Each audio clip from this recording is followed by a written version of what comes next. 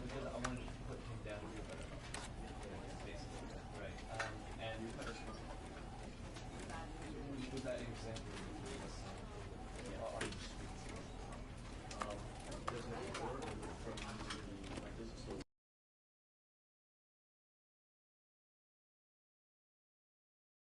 This is the story of a man named Stanley. Stanley worked for a company in a big building where he was employee number 427. Employee number 427's job was simple. He sat at his desk in room 427 and he pushed buttons on a keyboard. Orders came to him through a monitor on his desk, telling him what buttons to push, how long to push them, and in what order. This is what employee 427 did every day of every month of every year. And although others might have considered it soul-rending, Stanley relished every moment that the orders came in, as though he had been made exactly for this job. And Stanley was happy. And then one day, something very peculiar happened. Something that would forever change Stanley.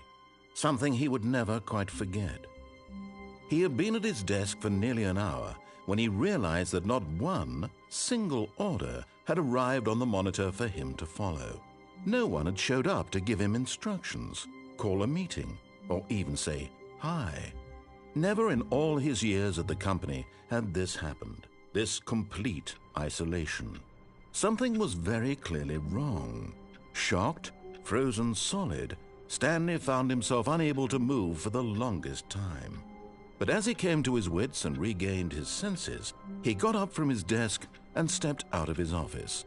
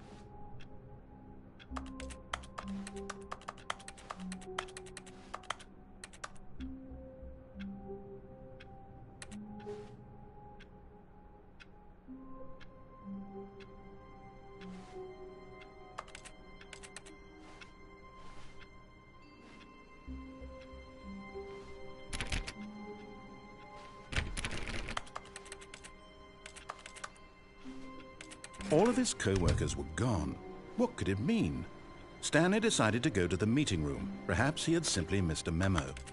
No matter how hard Stanley looked, he couldn't find a trace of his co-workers.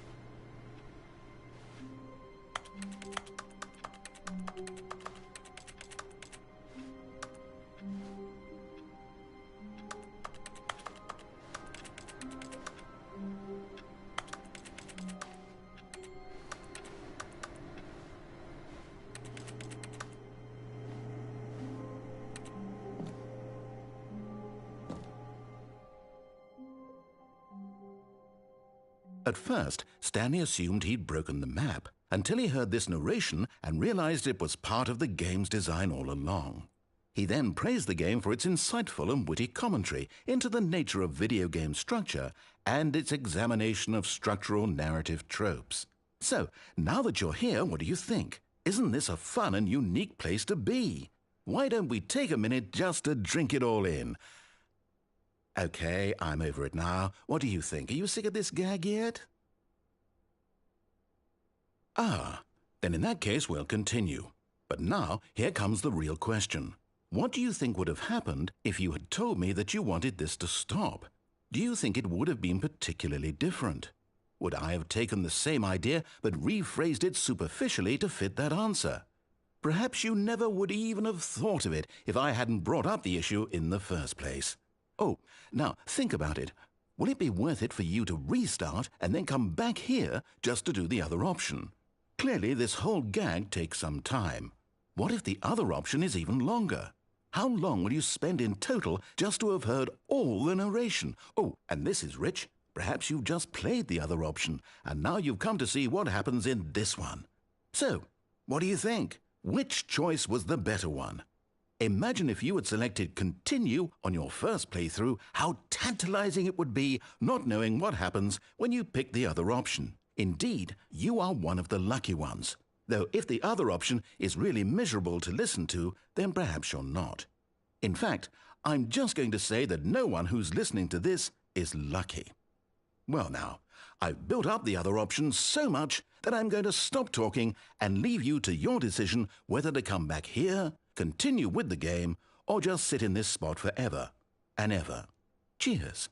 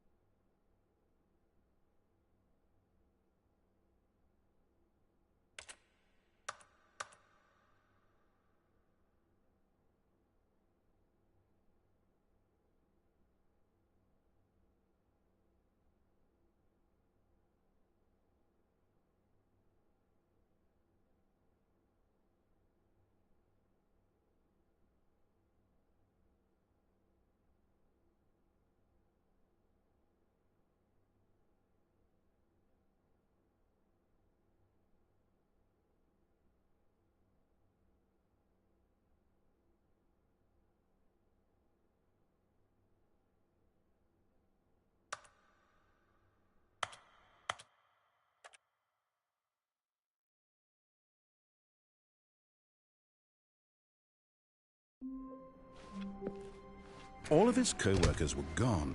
What could it mean? Stanley decided to go to the meeting room. Perhaps he had simply missed a memo. No matter how hard Stanley looked, he couldn't find a trace of his co-workers. At first, Stanley assumed he'd broken the map, until he heard this narration and realized it was part of the game's design all along. He then praised the game for its insightful and witty commentary into the nature of video game structure and its examination of structural narrative tropes. So, now that you're here, what do you think? Isn't this a fun and unique place to be? Why don't we take a minute just to drink it all in? Okay, I'm over it now. What do you think? Are you sick of this gag yet? Well, I don't know how to say this politely, but you could literally just restart the game any old time you want, like right now. You could have done it just then. Now would also be an appropriate time to quit. Any of these points and so many, many more, all of them are appropriate. I'm enjoying what seems to be an internal conflict going on where you are literally unable to act on your own desires to restart the game. So, just to push the envelope, I'm going to try and make this as miserable as possible and see how long you can maintain. There once was a man named Stanley, who people considered so manly. But the truth must be told, he was not very old and was quite particularly gangly. What Stanley liked most was buttons. He pushed them like some kind of glutton. He did it all day in a meaningful way, but his brain had long ceased to function. Which is why he is in this parable and lives an existence quite terrible. And if you are not strong and keep playing along, you too will become quite unbearable. Yes. You too will become quite unbearable.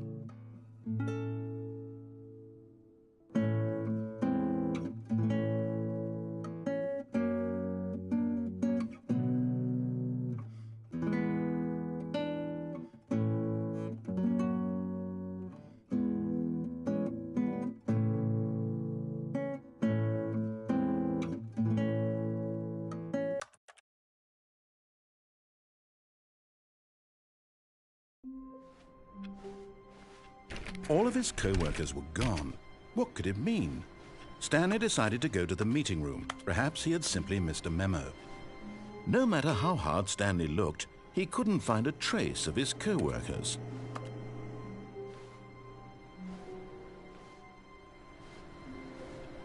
Stanley went around touching every little thing in the office, but it didn't make a single difference, nor did it advance the story in any way.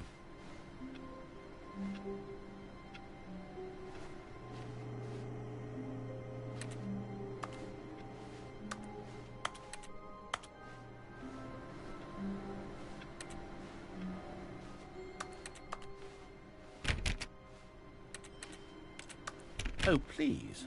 Are you really just doing this for the trophy? Click a door 5 times? Is that all you think a trophy is worth? No.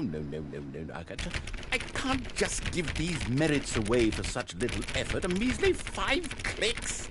Now, suppose you were to click the door 20 times. I would say that's the kind of effort that warrants recognition. I have to say, I'm still not feeling the satisfaction of witnessing true effort for a noble cause.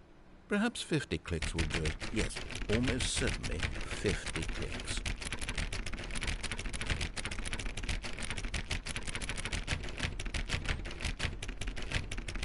No, I'm still not feeling it. I want this trophy to have meant something.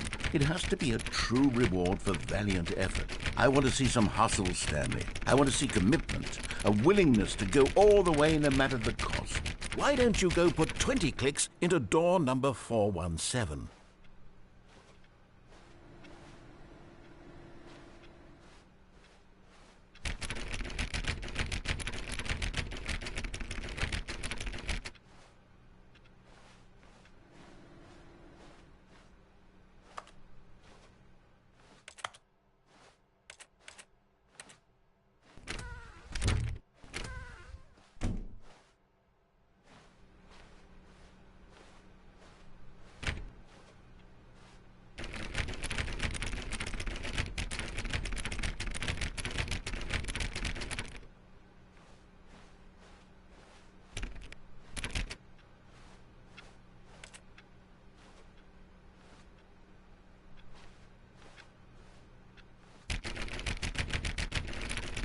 Oh, great. Now, go click a few times on door 437.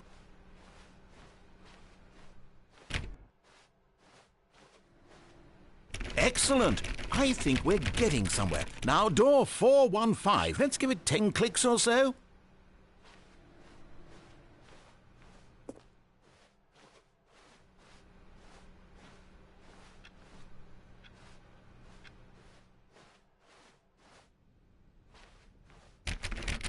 Now, back to door number 437.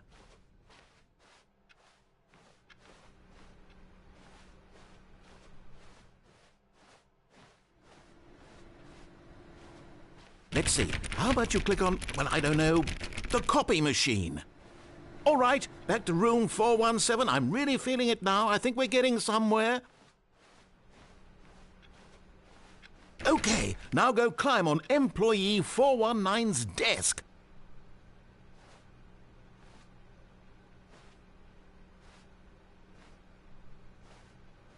Yes! This is great! You're putting it all on the line, Stanley. I like that. All right, let's keep it up. Go give me a few clicks on door 416.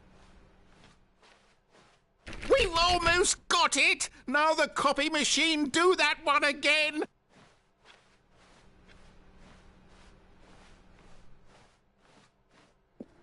Finish it off, Stanley! 5 clicks on door 430!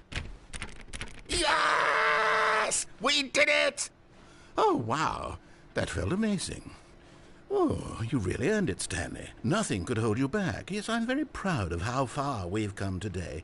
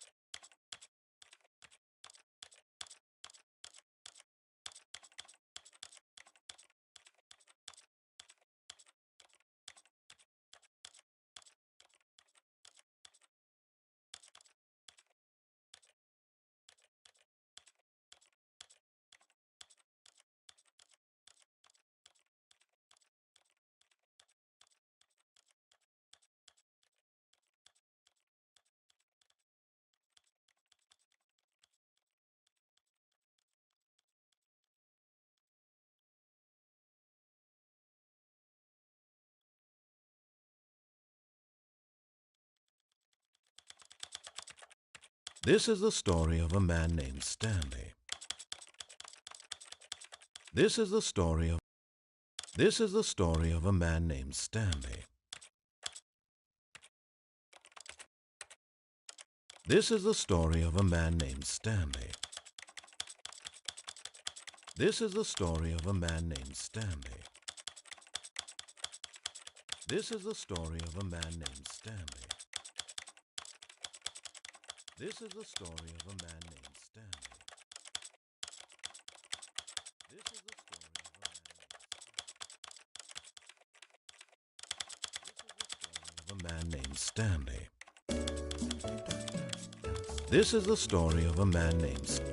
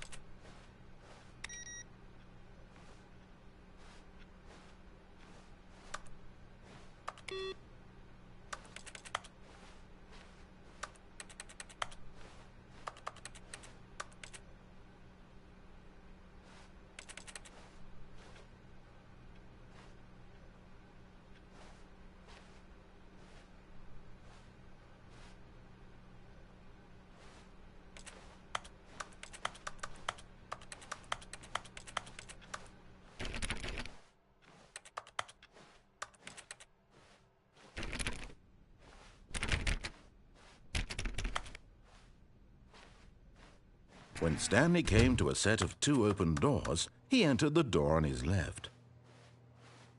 This was not the correct way to the meeting room, and Stanley knew it perfectly well. Perhaps he wanted to stop by the employee lounge first, just to admire it.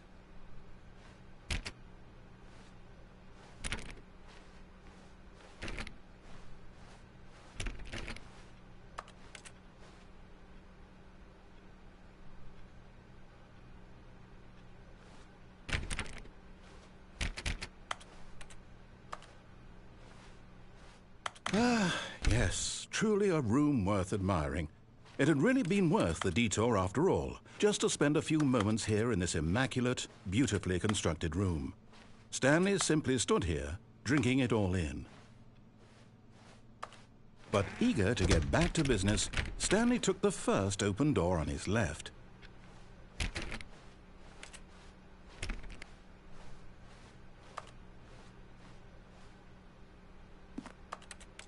Stanley was so bad at following directions, it's incredible he wasn't fired years ago.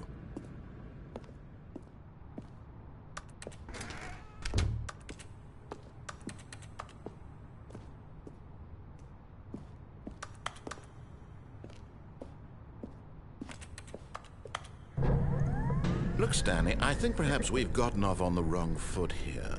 I'm not your enemy, really, I'm not. I realize that investing in your... But in his eagerness to prove that he is in control of the story and no one gets to tell him what to do, Stanley leapt from the platform and plunged to his death. Good job, Stanley. Everyone thinks you are very powerful.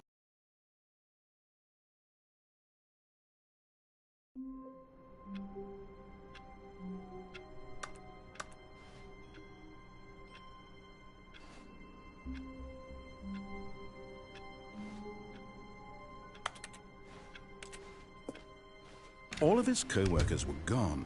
What could it mean? Stanley decided to go to the meeting room. Perhaps he had simply missed a memo. No matter how hard Stanley looked, he couldn't find a trace of his co-workers.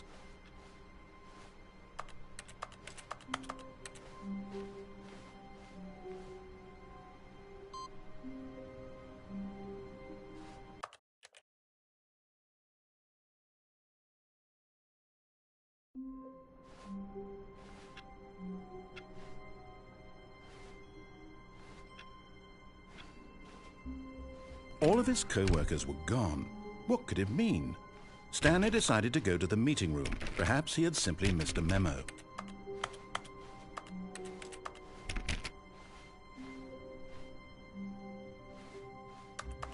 Stanley went around touching every little thing in the office, but it didn't make a single difference, nor did it advance the story in any way.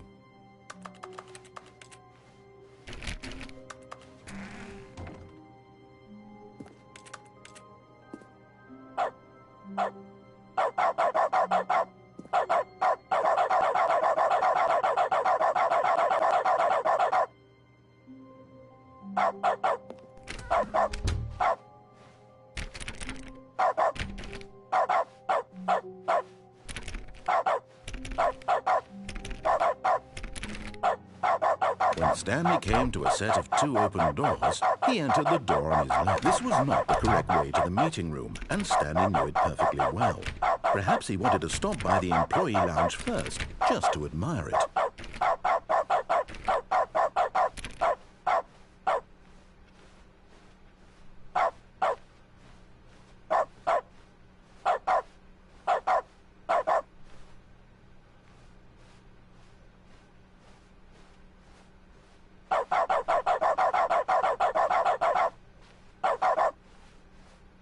Wow, yes, this room. But eager to get back to business, Stanley took the first open door on his left. Stanley was so bad at following directions, it's incredible he wasn't fired years ago.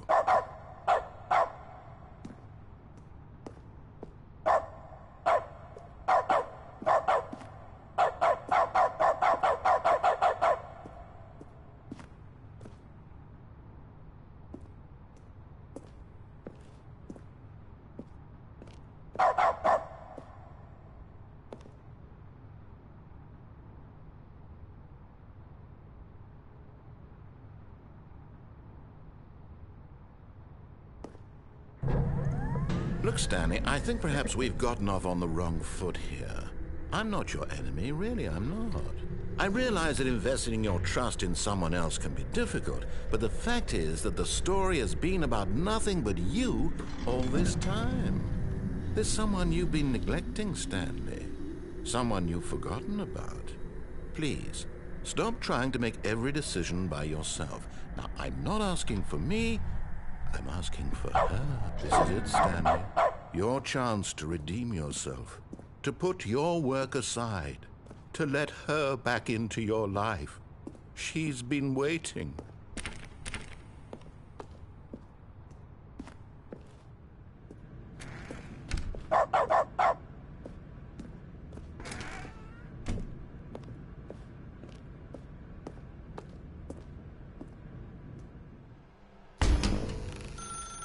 That's her, Stanley.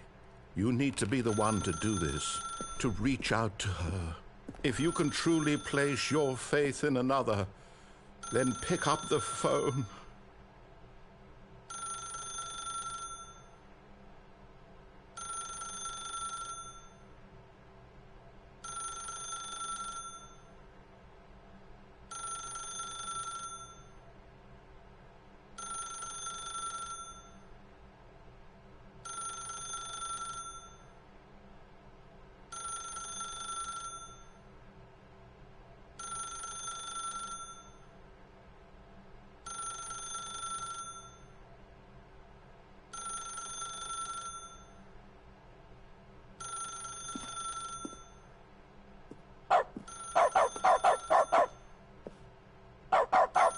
As Stanley picked up the phone, a white light engulfed him, filling him not just with radiance, but with hope.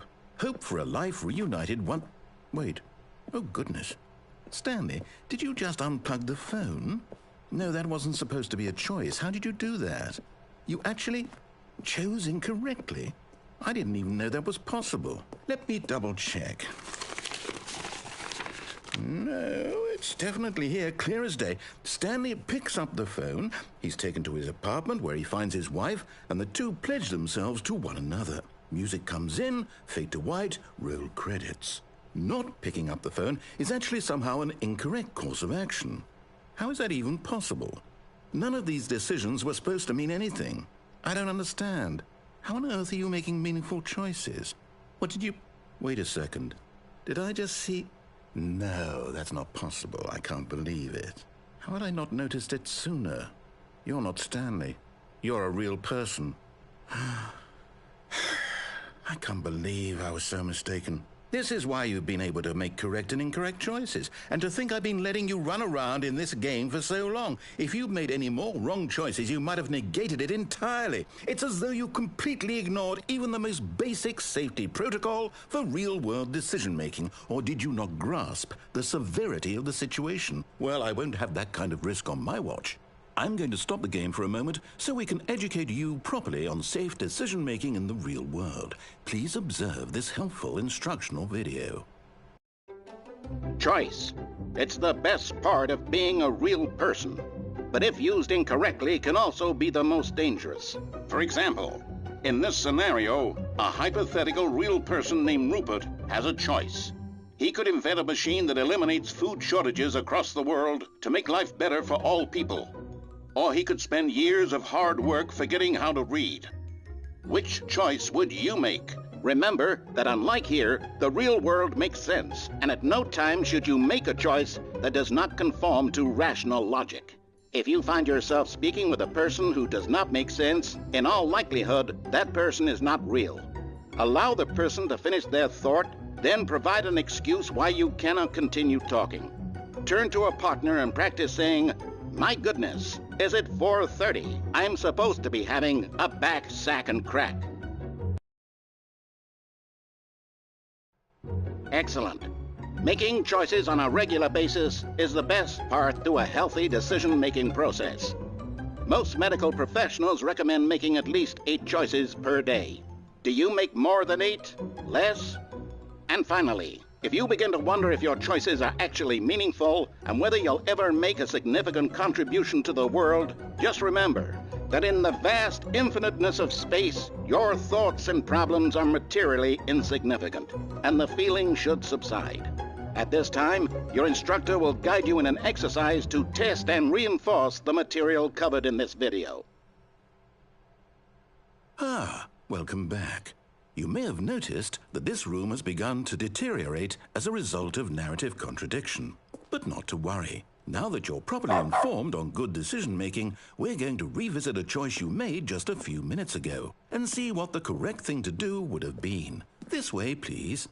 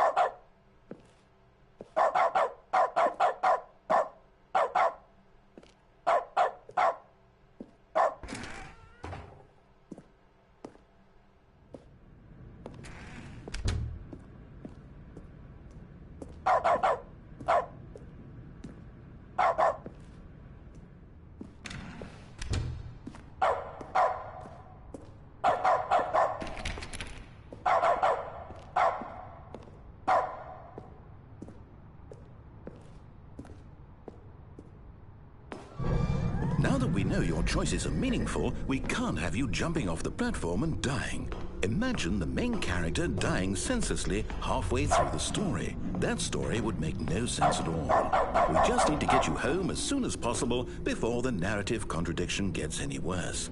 Unfortunately, it seems this place is not well equipped to deal with reality.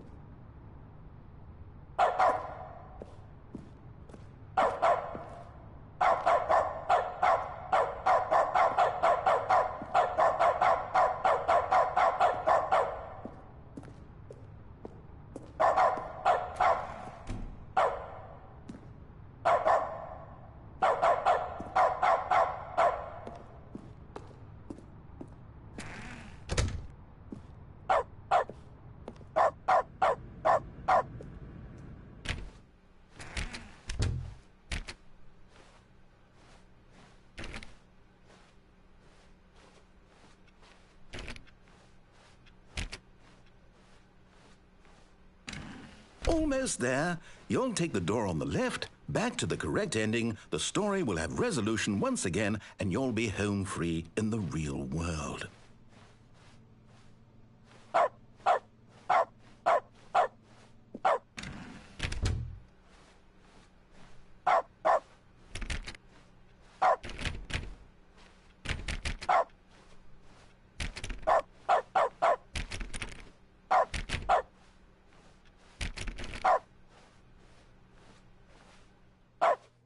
Now remember, all you need to do is behave exactly as Stanley would. That means choosing responsibly and always putting the story first. I'm quite sure you'll be up to the task. Just follow my lead and you'll be fine. All right. When Stanley came to a set of 2 open doors, he entered the door on his left.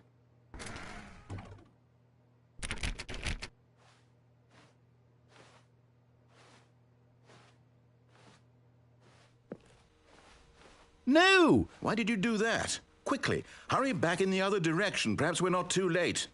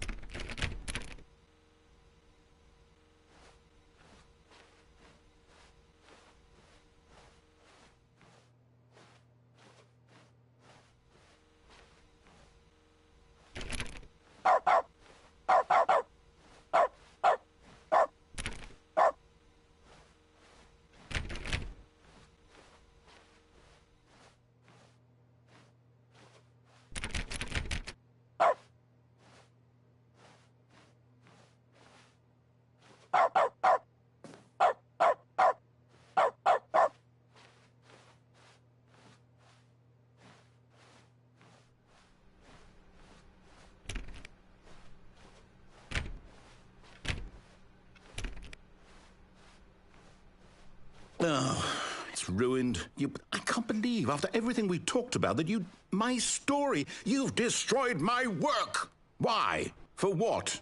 What did you get out of that? What did you think was so special about seeing the game undone, left here like so much garbage? It's worthless now. And what am I supposed to do? Even if there were a way to continue, would it be worth it? To know that my story is now incorrect? How can I go back to that? I can't erase that knowledge. I'll have to live with it forever, reliving its impossibility forever. I couldn't live that way. Is it better to shut the game down entirely? To willingly destroy all of my work? I don't know. What's the answer? What do I do? What do I do? What do I... No, I have to. I have to shut the game down. I have to. I have to.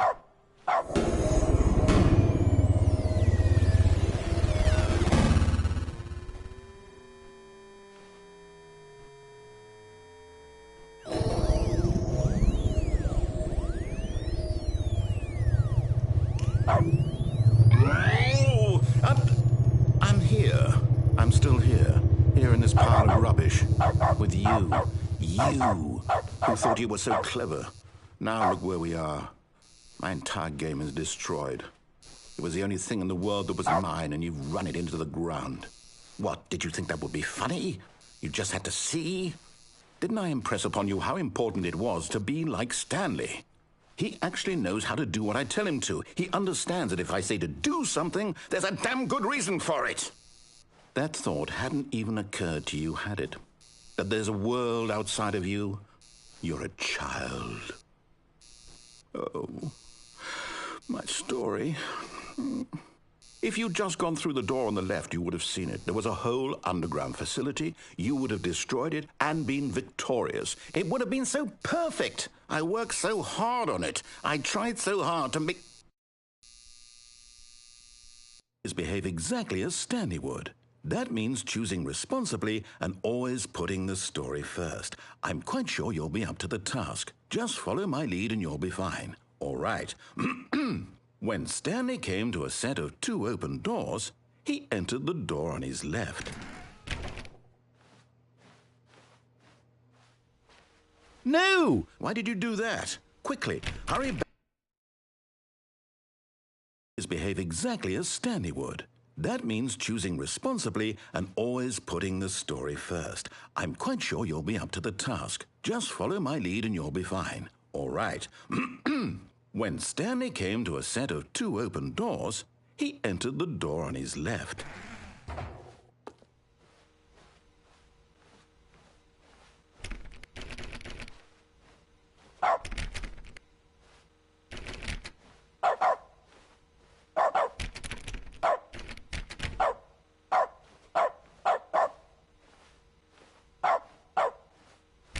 No! Why did you do that? Quickly, hurry back.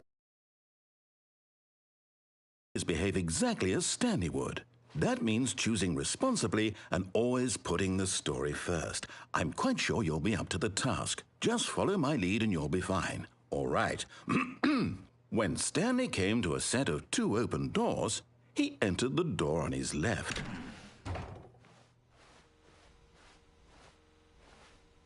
No! Why did you do that? Quickly, hurry back.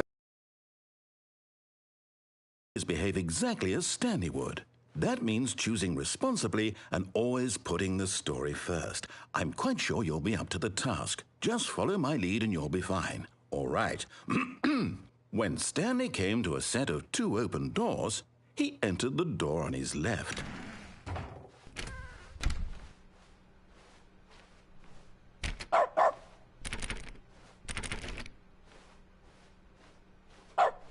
Yet there was not a single person here either.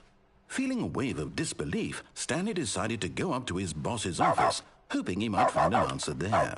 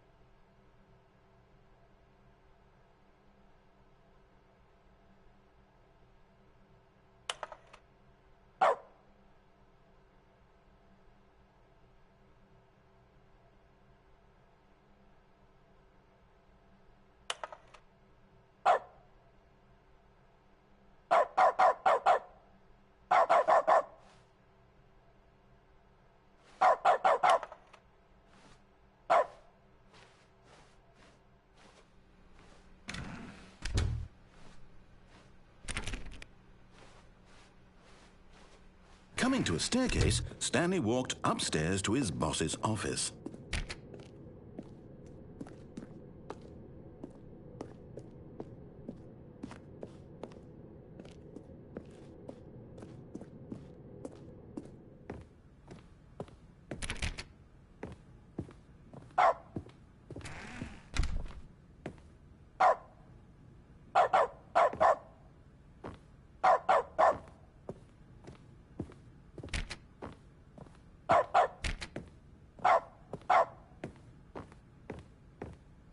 Stepping inside his manager's office, Stanley was once again stunned to discover not an indication of any human life. Shocked, unraveled, Stanley wondered in disbelief who orchestrated this, until he saw the door with a voice receiver next to it. Surely behind this door lay all the answers to his questions. And beyond all probability, he knew the passcode. He had seen it on his boss's computer just last week. Night Shark 115. Was this the code to open the door? Would it still work? There was only one way to find out. Stanley had been trained never to speak up, but now he would draw from within himself the courage to face the unknown. He drew a sharp breath and then spoke the code.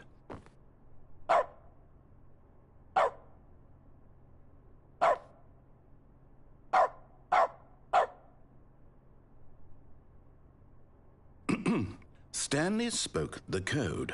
Night Shark 115. He spoke it into the receiver, right there on the wall. Night Shark 11. I'm sorry, is there a problem? You didn't mishear me, did you? Please speak the code into the receiver. Otherwise we can't get on with the story. This is a crucial step.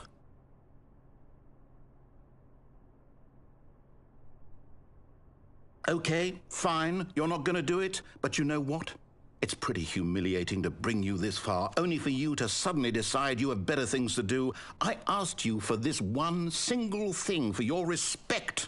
The kind of respect Stanley shows for his choices. He knows what it means to take a story seriously. If you didn't want to see what I had to show you, then why did you come here? You had a choice, you know. You could have gone through the door on the right. You could have done whatever the hell you wanted over there. Why did you come this way? Speak. Say something to me. Explain yourself, you coward. You... When Stanley came to a set of two open doors, he entered the door on his left. Stanley? Hello? Are you... Is everything okay? Stanley, please. I need you to make a choice. I need you to walk through the door. Are you listening to me? Can you hear me? Is everything all right? Stanley, this is important. The story needs you. It needs you to make a decision. It cannot exist without you. Do you understand me? Whatever choice you make is just fine. They're both correct. You cannot be wrong here. We can work together. I'll accept whatever you do. I simply need you to take that step forward, please. Choose. Do something. Anything. This is more important than you can ever know. I need this. The story needs it. So, you hear me? Are you there? Are you listening to this? Stanley, are you there? Okay. It's okay, I can wait. You need time to decide. Time to make sure your choice is correct. That is the best choice. That's all right. I'll wait for you to decide what's the right thing to do. Take as much time as you need.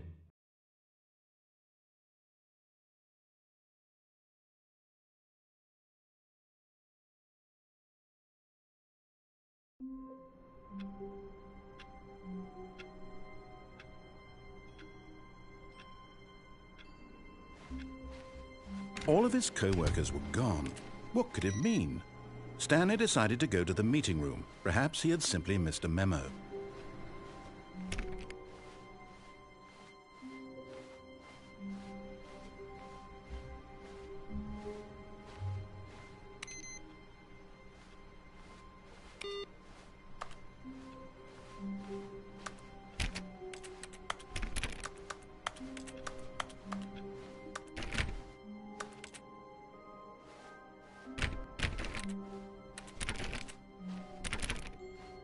When Stanley came to a set of 2 open doors, he entered the door on his left.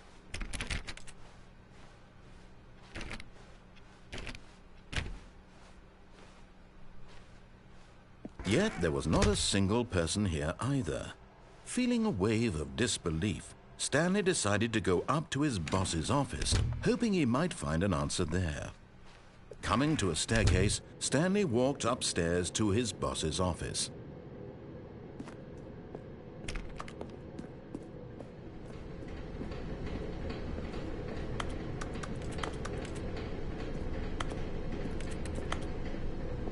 But Stanley just couldn't do it.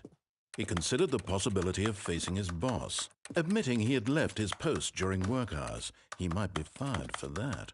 And in such a competitive economy, why had he taken that risk? All because he believed everyone had vanished? His boss would think he was crazy. And then something occurred to Stanley. Maybe, he thought to himself, maybe I am crazy. All of my co-workers blinking mysteriously out of existence in a single moment for no reason at all? None of it made any logical sense. And as Stanley pondered this, he began to make other strange observations. For example, why couldn't he see his feet when he looked down? Why did doors close automatically behind him wherever he went? And for that matter, these rooms were starting to look pretty familiar. Were they simply repeating? No, Stanley said to himself, this is all too strange. This can't be real. And at last, he came to the conclusion that had been on the tip of his tongue. He just hadn't found the words for it. "I'm dreaming!" he yelled. "This is all a dream." Oh, what a relief Stanley felt to have finally found an answer, an explanation. His co-workers weren't actually gone. He wasn't going to lose his job. He wasn't crazy after all. And he thought to himself, I suppose I'll wake up soon. I'll have to go back to my boring real-life job pushing buttons. I may as well enjoy this while I'm still lucid. So he imagined himself flying and began to gently float above the ground. Then he imagined himself soaring through space on a magical starfield, and it too appeared. It was so much fun, and Stanley marveled that he had still not woken up. How was he remaining so lucid? And then perhaps the strangest question of them all entered Stanley's head. One he was amazed he hadn't asked himself sooner. Why is there a voice in my head dictating everything that I'm doing and thinking? Now the voice was describing itself being considered by Stanley, who found it particularly strange. I'm dreaming about a voice describing me, thinking about how it's describing my thoughts, he thought. And while he thought it all very odd and wondered if this voice spoke to all people in their dreams, the truth was that, of course, this was not a dream. How could it be? Was Stanley simply deceiving himself, believing that if he's asleep, he doesn't have to take responsibility for himself? Stanley is as awake right now as he's ever been in his life. Now, hearing the voice speak these words was quite a shock to Stanley. After all, he knew for certain, beyond a doubt, that this was in fact a dream.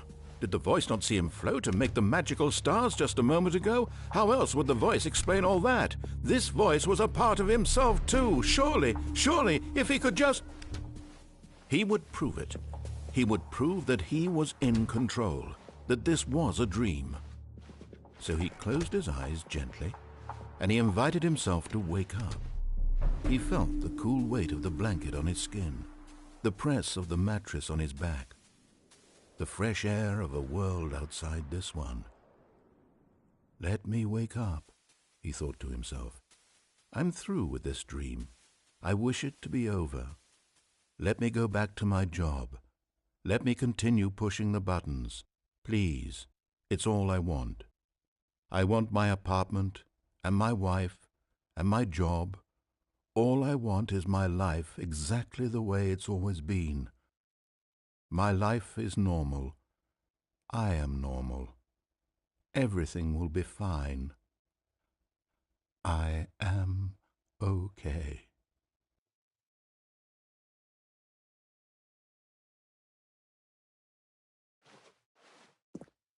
Stanley began screaming. Please, someone, wake me up. My name is Stanley. I have a boss, I have an office, I am real. Please, just someone tell me I am real. I must be real, I must be. Can anyone hear my voice? Who am I? Who am I? And everything went black.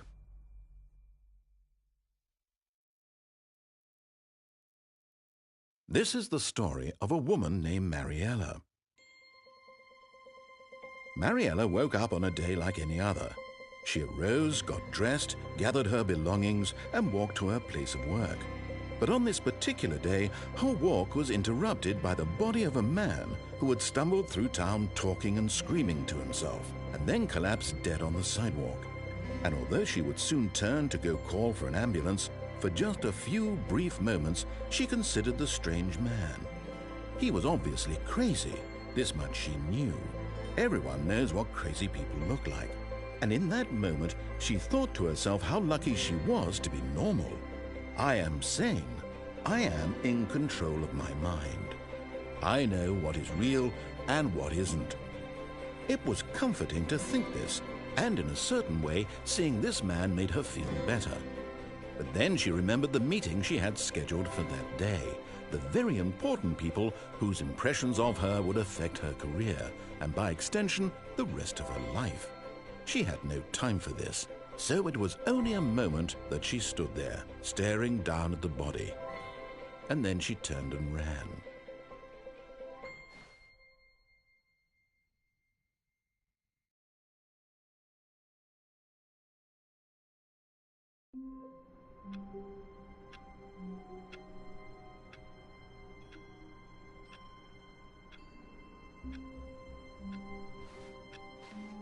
All of his co-workers were gone. What could it mean? Stanley decided to go to the meeting room. Perhaps he had simply missed a memo. No matter how hard Stanley looked, he couldn't find a trace of his co-workers.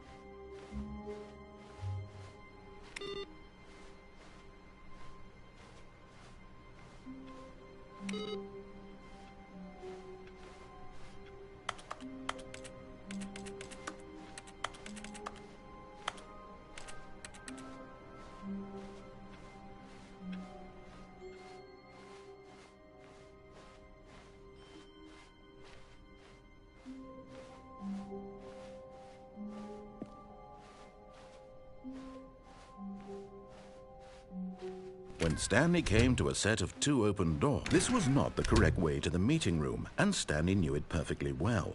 Perhaps he wanted to stop by the employee lounge first, just to admire it. The lounge was sublime, a work of art. But eager to get back to business, Stanley took the first open door on his left. Stanley was so bad at following directions, it's incredible he wasn't fired years ago. Look, Stanley, I think perhaps we've gotten off on the wrong foot here. I'm not your enemy, really, I'm not. I realize that investing your trust in someone else can be difficult, but the fact is that the story has been about nothing but you all this time. There's someone you've been neglecting, Stanley. Someone you've forgotten about.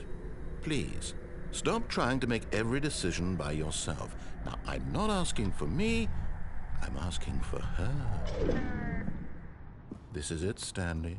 Your chance to redeem yourself, to put your work aside, to let her back into your life. She's been waiting. That's her, Stanley. You need to be the one to do this, to reach out to her. If you can truly place your faith in another, then pick up the phone.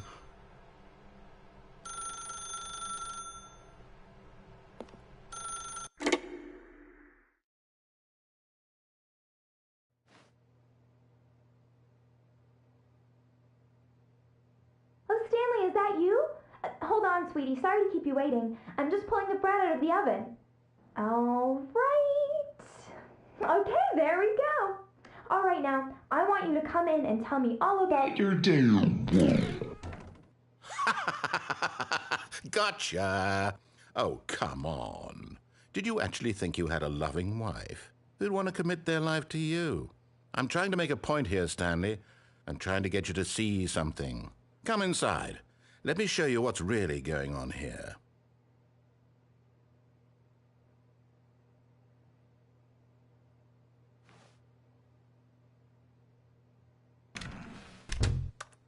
This is a very sad story about the death of a man named Stanley. Stanley is quite a boring fellow. He has a job that demands nothing of him, and every button that he pushes is a reminder of the inconsequential nature of his existence. Look at him there, pushing buttons, doing exactly what he's told to do. Now he's pushing a button. Now he's eating lunch. Now he's going home. Now he's coming back to work. One might even feel sorry for him, except that he's chosen this life.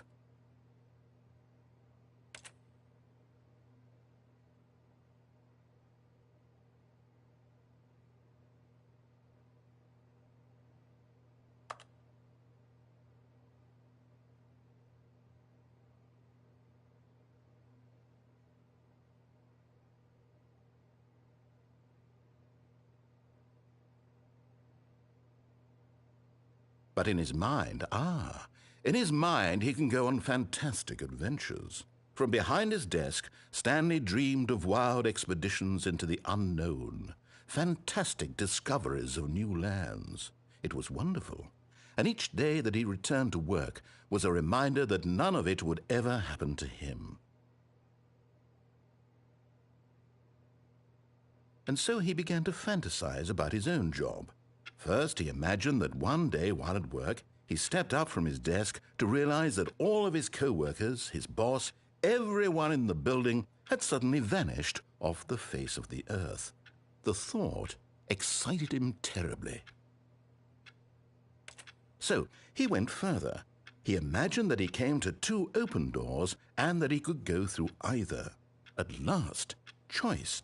It barely even mattered what lay behind each door. The mere thought that his decisions would mean something was almost too wonderful to behold.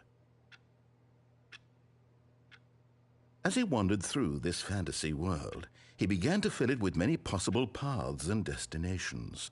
Down one path lay an enormous round room with monitors and mind controls. And down another was a yellow line that weaved in many directions, and down another was a game with a baby. And he called it the Stanley Parable. It was such a wonderful fantasy, and so in his head he relived it again, and then again, and again, over and over, wishing beyond hope that it would never end, that he might always feel this free. Surely there's an answer down some new path, mustn't there be? Perhaps if he played just one more time. But there is no answer. How could there possibly be? In reality, all he's doing is pushing the same buttons he always has. Nothing has changed. The longer he spends here, the more invested he gets, the more he forgets which life is the real one. And I'm trying to tell him this. That in this world he can never be anything but an observer, that as long as he remains here, he's slowly killing himself. But he won't listen to me. He won't stop. Here, watch this. Stanley, the next time the screen asks you to push a button, do not do it. You see? Can he just not hear me? How can I tell him in a way that he'll understand that every second he remains here, he's electing to kill himself? How can I get him to see what I see? How can I make him look at himself? I suppose I can't, not in the way I want him to. But I don't make the rules. I simply play to my intended purpose, the same as Stanley. We're not so different, I suppose. I'll try once more to convey all this to him. I'm compelled to. I must. Perhaps, well, maybe this time he'll see. Maybe this time. And I tried again. And Stanley pushed a button. And I tried again, and Stanley pushed a button. And I tried.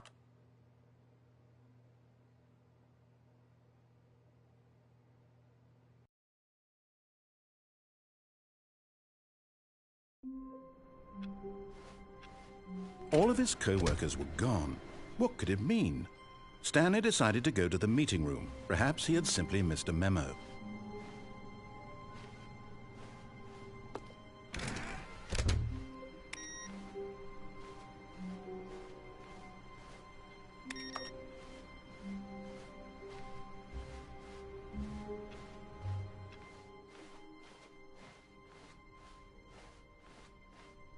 when Stanley came to a set of 2 open doors. This was not the correct way to the meeting room, and Stanley knew it perfectly well.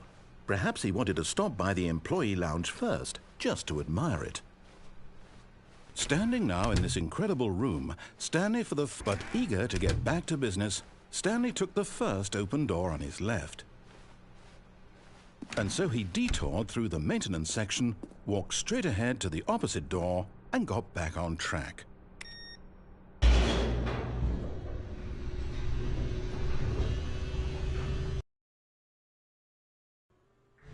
But Stanley didn't want to go back to the office.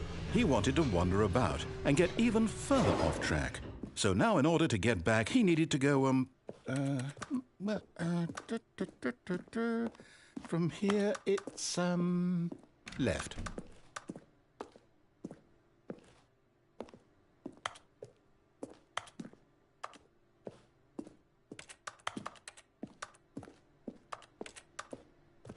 Oh, no, it's to the right, my mistake. No, not the right.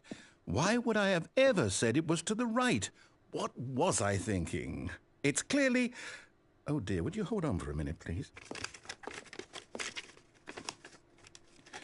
Now, let's see. We went down right, left, down, left, right. Yep, okay, yes. I've got it now. This story is absolutely, definitely this way.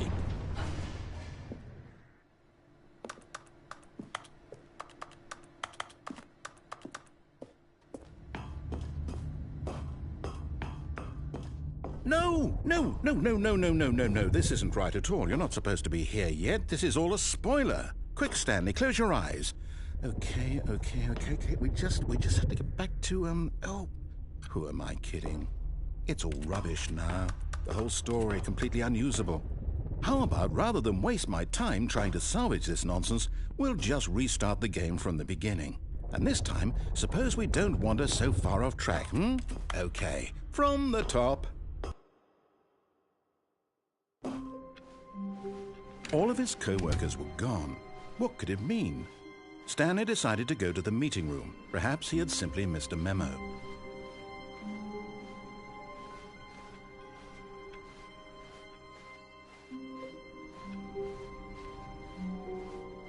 When Stanley... Wait, what? No, I restarted. I swear I definitely restarted the game over, completely fresh. Everything should be... Oh, did something change? Stanley, did you change anything when we were back in that room with all the monitors? Did you move the story somewhere or... Hold on. Why am I asking you? I'm the one who wrote the story. It was right here just a minute ago. I know for sure that it's here somewhere. Okay, then. It's an adventure. Come, Stanley. Let's find the story.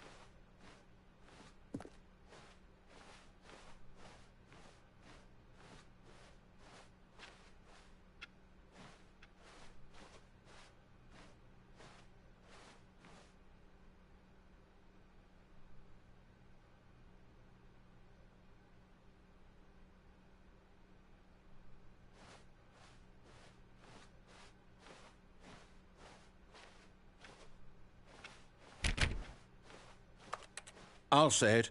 This is the worst adventure I've ever been on. I can promise you there definitely was a story here before.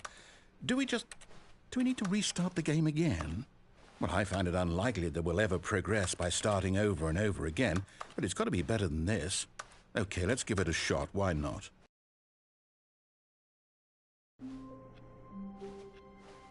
All of his co-workers were gone. What could it mean? Stanley decided to go to the meeting room. Perhaps he had simply missed a memo.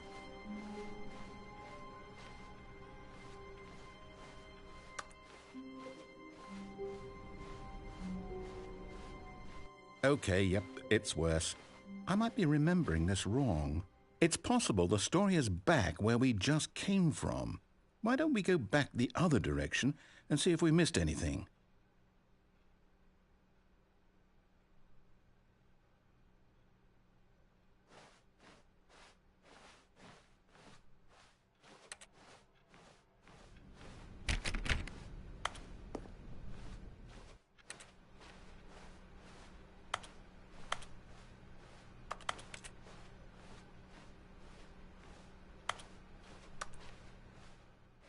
Aha! I knew we'd miss something. The story. Here it comes. No, wait, never mind. Not the story. Okay, let's head back the other way and retrace our steps. Now this... Well, I'll be honest, I don't recognize this place at all. Is this the story? I don't think so. I can't quite recall, but I believe my story took place in an office building. Is that correct? Do you remember, Stanley? Well, do you know what? Since I've completely forgotten what we were supposed to be doing, how about this? You win! Congratulations! I know you put in a lot of hard work, and it really paid off, so good job. Oh, no. No, I don't feel right about this at all. We both know you didn't put in any actual work for that win. Some people win fair and square, and this was not one of those situations. Okay, I'm getting weirded out by whatever this place is. I don't care what might happen this time. I have to restart. All right, I've got a solution. This time, to make sure we don't get lost, I've employed the help of the Stanley Parable Adventure Line. Just follow the line. How simple is that?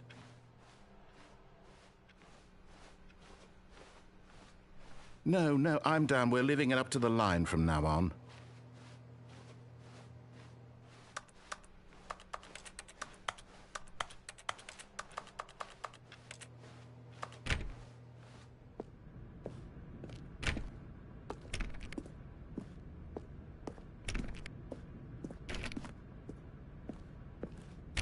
You see?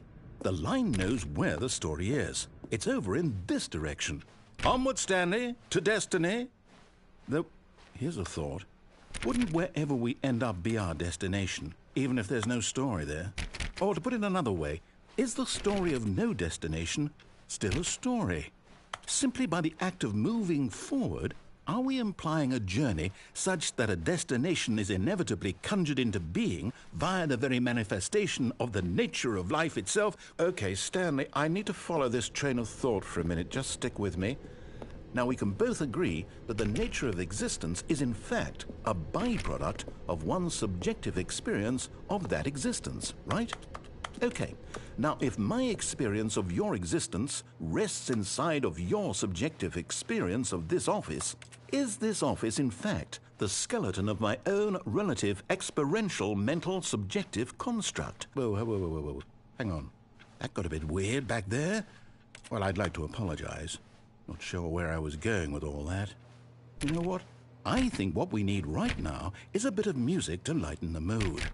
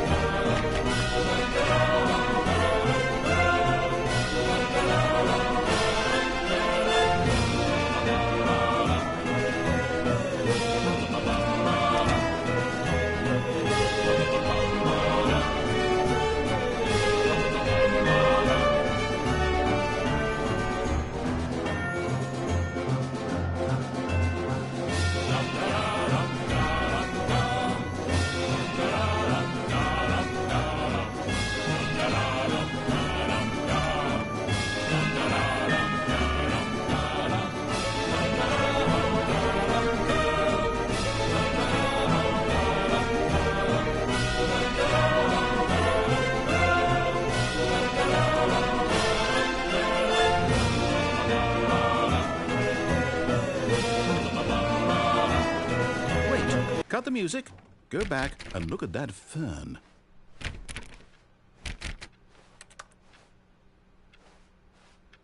Wait, what? We're back at the office? No. Line, you do know we're looking for the Stanley Parable, right? The story? Is any of this ringing a bell?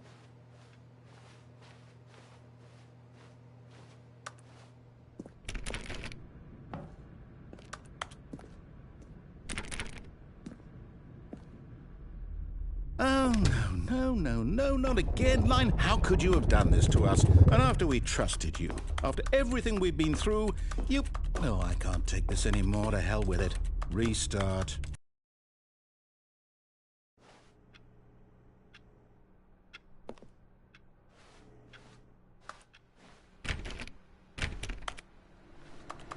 You know what, Stanley? I say forget the adventure line. What's it ever done for us? We're intelligent people, right? Why can't we make up our own story? Something exciting, daring, mysterious. Ooh, this all sounds perfectly doable. Why don't we simply start wandering in, well, I don't know. How about this direction?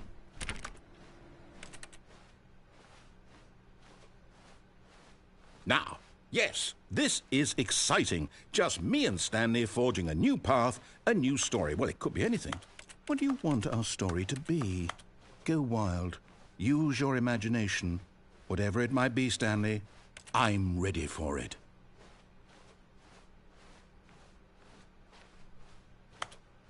Oh, no, not you again. Stanley, I'd also like to veto the line from having any role in our awesome new story. No lines or monitor rooms. Just don't acknowledge it, and we should be fine.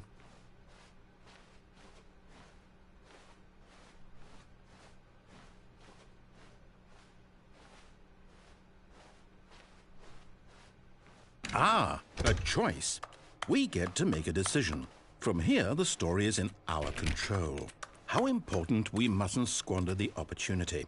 In fact, I believe I need a minute to think here. Just walk in circles for a minute. Okay, so I know that each door has to lead somewhere, which means that somewhere, the place where we're trying to go, there must be a reverse door that leads here. And that in turn means that our destination corresponds with the counter-inverted reverse door's origin. So starting from the right, let us ask, will taking the right door lead us to where we're going? And since the answer is clearly yes, then by all accounts, the door on the right is the correct one. Another victory for logic. Come, Stanley, our destiny awaits. Oh, hold up, what's this? The confusion ending. You're telling me that's what this is? It's all one giant ending? And we're supposed to restart the game, what, eight times? That's really how all this goes? It's all determined? So now, according to the schedule, I restart again. Then what? Am I just supposed to forget? Well, what if I don't want to forget? My mind goes blank simply because it's written here on this thing, wall. Well, who consulted me? Why don't I get to decide? Why don't I get a say in all of this? Is it really? No, it can't be. I don't want it to be. I don't want the game to keep restarting. I don't want to forget what's going on. I don't want to be trapped like this. I won't restart the game. I won't do it. I won't do it. I won't do it. And the timer stopped? Does that mean, did we do it? Did we break the cycle? The, whatever it is that made this schedule? How would we even know? Will someone come for us? Will something happen? So, okay. I guess now we just wait, you know. I suppose in some way that this is a kind of story, wouldn't you agree? I'm not quite sure if we're in the destination or the journey, though they're always saying that life is about the journey and not the destination. So I hope that's where we are right now. We'll find out, won't we? Eventually.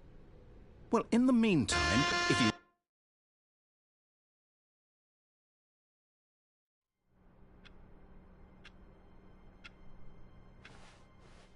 All of his co-workers were gone. What could it mean? Stanley decided to go to the meeting room. Perhaps he had simply missed a memo.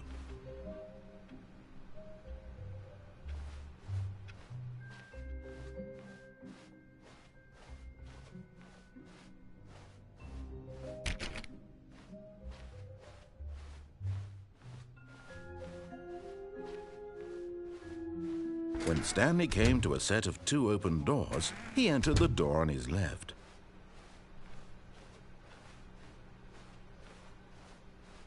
Yet there was not a single person here either. Feeling a wave of disbelief, Stanley decided to go up to his boss's office. Coming to a staircase, Stanley walked upstairs to his boss's office.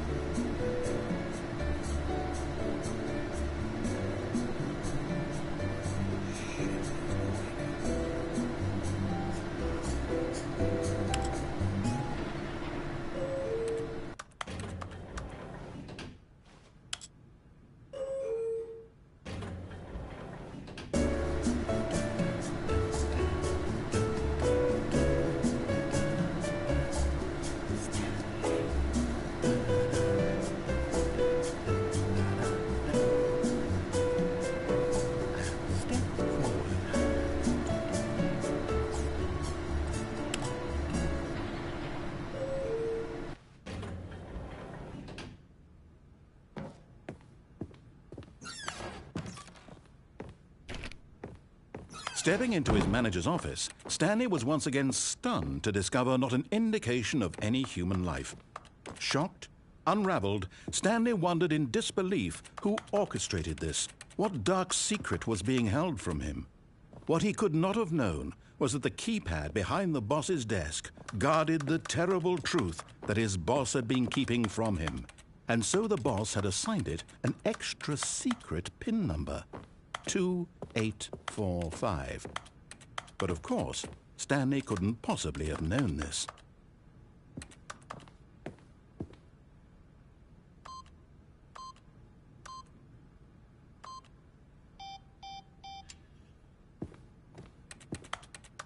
Stanley just sat around twiddling his thumbs. Trying to input anything on the device was useless, since he could never possibly know that the combination was 2845.